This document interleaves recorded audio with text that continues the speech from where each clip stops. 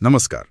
आज हम इतिहास के झरोखे से एक ऐसी शख्सियत की कहानी पर गौर कर रहे हैं जिनका नाम सुनते ही एक सम्मान और प्रेरणा का भाव आता है। अहिल्याबाई होलकर।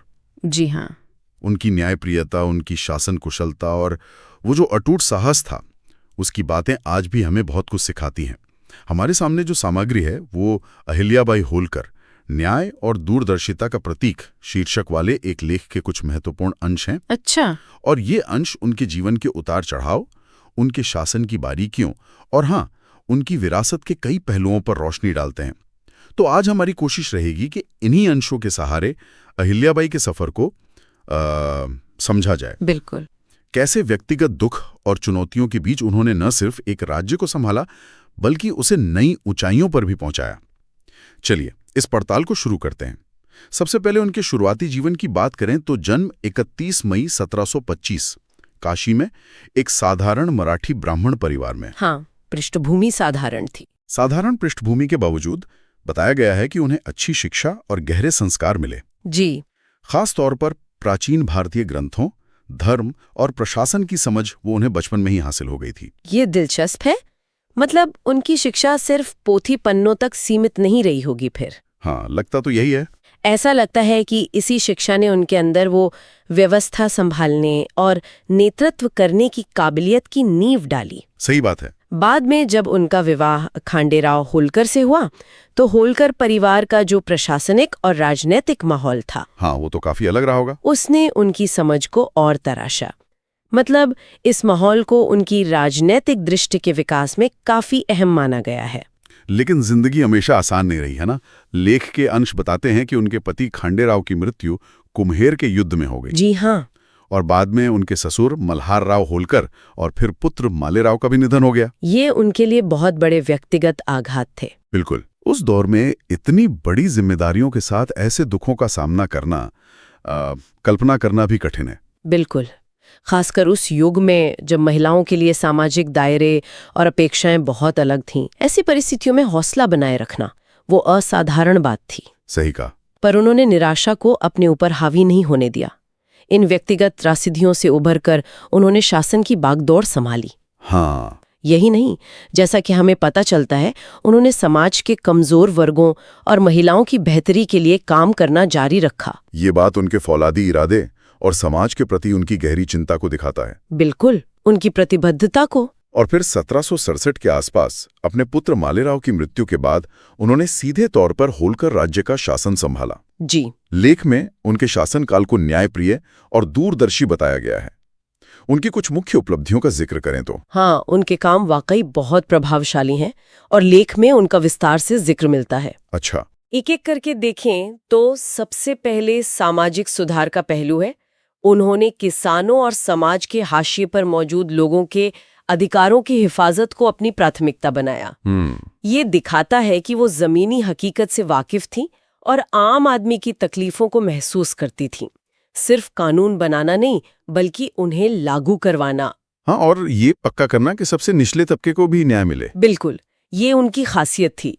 दूसरा अहम पहलू है धार्मिक और सांस्कृतिक योगदान। अयोध्या, मथुरा, काशी, गया, सोमनाथ, रामेश्वरम। हाँ, लिस्ट तो बहुत लंबी है। अनगिनत तीर्थ स्थानों पर मंदिरों का निर्माण और पुराने मंदिरों का जीर्णोद्धार करवाना, ये काम उनकी गहरी आस्था को तो दिखाते ही हैं। हाँ, वो तो है। साथ ही ये भी बताते हैं कि वे भारत की सांस्कृतिक और आध्यात्मिक विरासत को सहेजने के लिए कितनी प्रतिबद्ध थीं।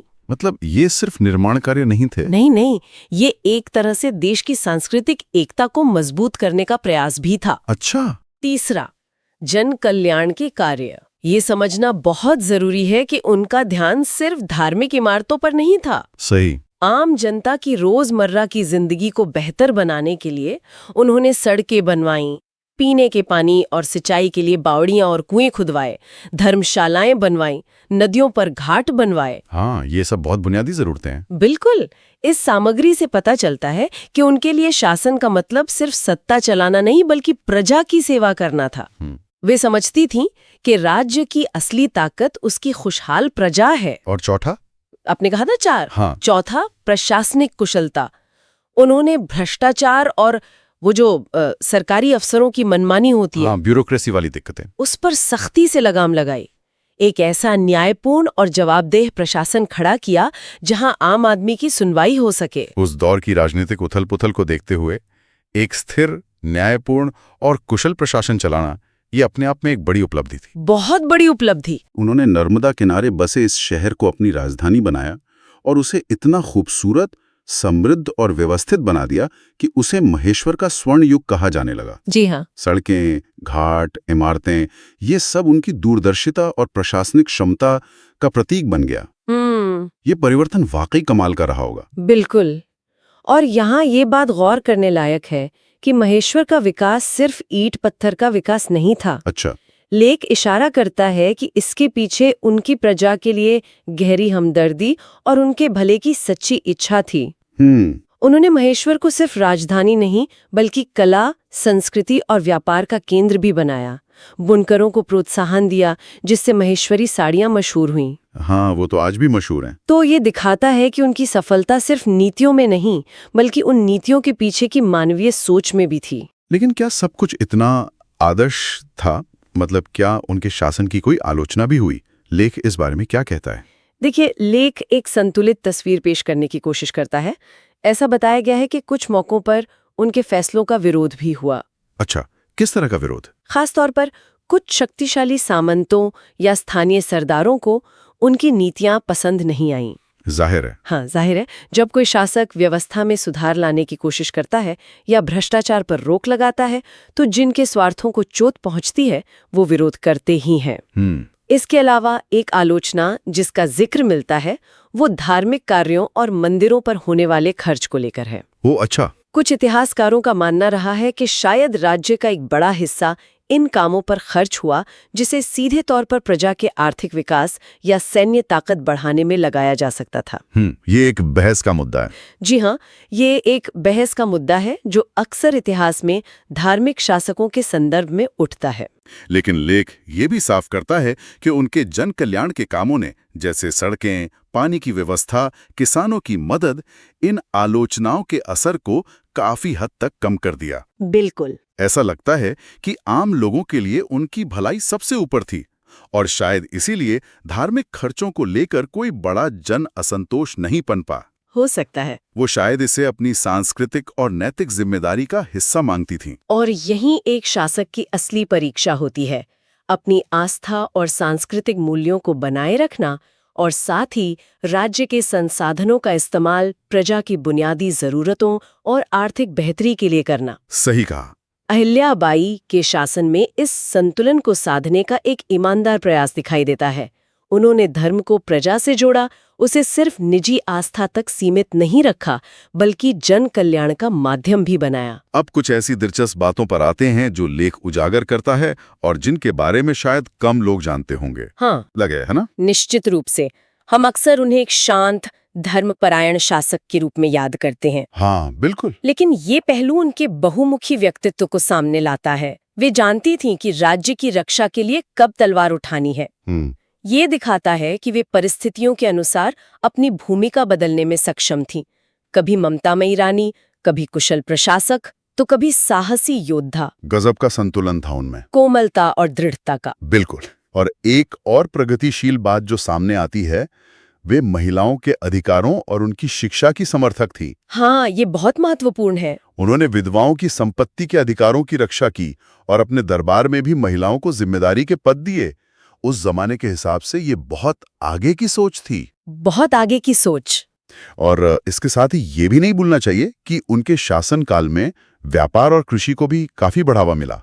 अच्छा, आर्थिक विकास पर भी ध्यान था। हाँ, महेश्वर एक महत्वपूर्ण व्यापारिक केंद्र बन गया। किसानों को राहत दी गई जिससे खेती में सुधार हुआ। ये दिखाता है कि उनका ध्यान सिर्फ सामाजिक न्याय या धार्मिक कामों पर ही नहीं था, बल्कि वे राज्य की आर्थिक नींव को भी मजबूत करना चाहती थी। मतलब एक समग्र विकास की सोच। बिल्कुल, एक होलिस्टिक अप्रोच कह सकते हैं। तो इन सब बातों को ध्यान में रखते हुए कुल मिलाकर उनकी विरासत क्या है? लेख के आधार पर हम कह सकते हैं कि उनका प्रभाव आज भी किन रूपों में महसूस होता है? उनकी विरासत बहुत गहरी और बहुआयामी है, जैसा कि लेख के अंशों से उभर कर आता है।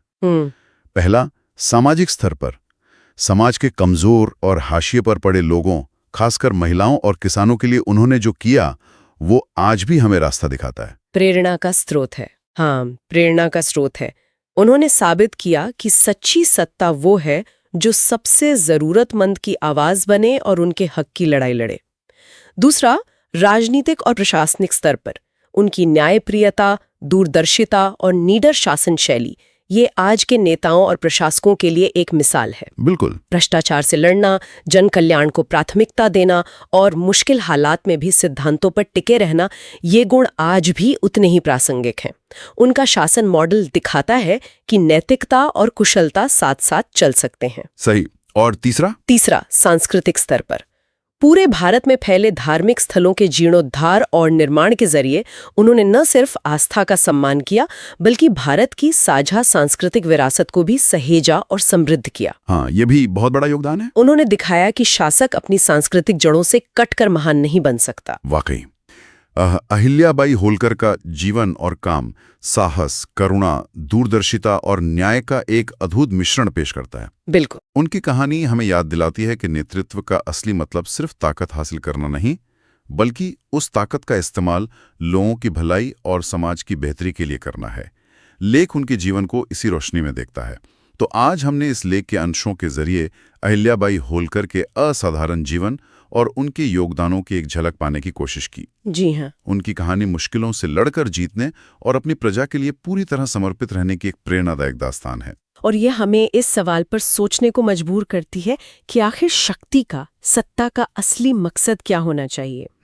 क्या सिर्फ व्यवस्था बनाए रखना और नियंत्रण रखना, या फिर इसका इस्तेमाल न्याय, बराबरी और समाज के उत्थान के लिए होना चाहिए? हाँ। अहिल्याबाई का जीवन, जैसा हमने देखा, साफ तौर पर दूसरे विकल्प का एक शक्तिशाली उदाहरण पेश करता है। लेख के अंश स्पष्ट करते हैं कि व्यक्तिगत दुख और सामाजिक चुनौतियों के पहाड़ के सामने भी उन्होंने हिम्मत नहीं हारी। बिल्कुल नहीं। अपने दृढ़ संकल्प, न्यायप्रियता और दूरदृष्टि से उन्होंने ऐसा शासन चलाया जिसकी मिसाल आज भी दी जाती है, और एक ऐसी विरासत छोड़ी जो वक्त के साथ धुंधली नहीं पड़ी है। हाँ, और लेख में अहिल्याबाई के धार्मिक कार्यों और लोक कल्याणकारी नीतियों दोनों पर बराबर जोर दिया गया है। यहीं से एक विचारणीय सवाल उठता है। क्या सवाल? जो आज के संदर्भ में भी बेहद मौजूद है। आज के समय में किसी भी शासन व्यवस्था के लिए अपनी सांस्कृतिक और धार्मिक जड़ों का सम्मान करते हुए सभी नागरिकों के लिए समान रूप से कल्याण सुनिश्चित करने का सही संतुलन क्या हो सकता है? हाँ, ये बहुत अहम सवाल है। कैसे आस्था और विकास साथ साथ चल सकते हैं बिना एक दूसरे पर हावी हुए? अहिल्याबाई के प्रयासों से प्रेरणा लेकर इस संतुलन पर विचार किया जा सकता है।